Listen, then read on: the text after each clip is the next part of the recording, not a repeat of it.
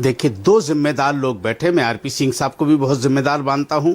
सुब्राष्ट्रा जी, लिखा जरूर उनके पीछे नाम के नीचे मौलाना जी, मुझे सर्टिफिकेट बांटने से पहले ना जो सवाल है वो डायरेक्ट पूछ लीजिए, क्योंकि मैं जानती हूँ कि आप कहाँ जा रहे हैं, वहां जाइएगा, फिर डिबेट डिरेल होगा। और मेरी आदत है कि मैं लोगों को घर तक छोड़कर आती हूँ उनके आर्गुमेंट्स के साथ, इसीलिए मत बोलिए जो आगे बोलना चाहते हैं। मैं आपको सर्टिफिकेट देना शुरू कर दूं यहाँ से, फिर आप दिल मिलाएंगे, है ना? फिर मत कीजिएगा। जो सवाल है वो पूछिए, जो तर्क है इससे। हाँ, सवाल पूछिए मौलाना साहब, सवाल पूछिए।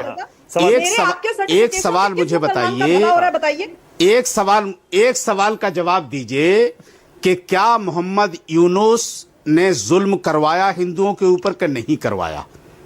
अगर करवाया है तो मोदी साहब उनके साथ इंटरनेशनल रिलेशंस पे अगर दूसरी चीज, अमित शाह जी का बयान अलग, किरण रिजिजू जी का बयान अलग और आरपी सिंह जी का बयान अलग। किसके बयान को माने? आज वक्फ अधिनियम पे आज भारत के गरीब मुसलमान बनाम वो मुसलमान जिन्होंने प्राइवेट वक्फ प्रॉपर्टीज का दुरुपयोग किया है और वो नहीं चाहते कि ट्रांसपेरेंसी हो। जब डिबेट यहां पर है तो हम बांग्लादेश क्यों ना उछल करके जाऊं? बांग्लादेश को अलग होना था ना, हो गए अलग। अभी तो आप तुर्की चली गई थी, बांग्लादेश नहीं जा रही। अभी आप सीरिया चली गई थी, बांग्लादेश जाने को तैयार नहीं है। बोलूंगी अभी तो आप तुर्की चली गई थी, मलेशिया चली गई थी। अभी तो आप बगैर वीजे के तुर्की और मलेशिया चली गई थी और आप बांग्लादेश जाने को तैयार नहीं है, क्योंकि तुम्हारा आईना दिखाया जा रहा है कि हिंदुओं के साथ जुल्म करने वाले के साथ, जो कि बार-बार आप लोग कहते हैं। आप तुर्की चली गई थी, बांग्लादेश जाने को तैयार नहीं हो। बांग्लादेश जाने को तैयार नहीं हो। टाइम खत्म हो रहा है मौलाना साहब, एक सेकंड, टाइम खत्म हो रहा है। एक सवाल मैं आपसे पूछ रहा हूँ मौलाना साहब, अब एक सवाल आपसे पूछ रहा हूँ। एक साहब मौलाना साहब ये बता के जाइएगा, अगर देश भर में सीए तालीम बढ़ाइए, अगर देश भर में एंटी सीए प्रोटेस्ट जैसा माहौल बना और कहीं हालात बिगड़े, उसकी जिम्मेदारी किसकी होगी? मौलाना साहब बोलिए।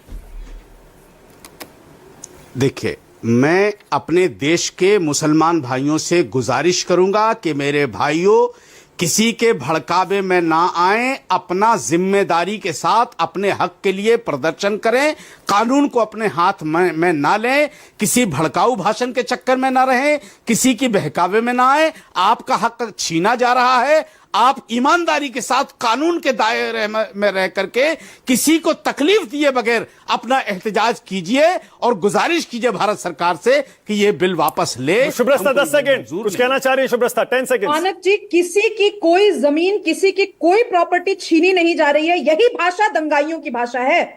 अगर कोई जमीन छीनने की बात हो, मुझे 10 केसेस गिनाइए कि हाँ ये अधिनियम मुसलमान बोलेगा तो हर भाषा आपको दंगाई लगेगी भाई। छीनने की बात हो। Okay, time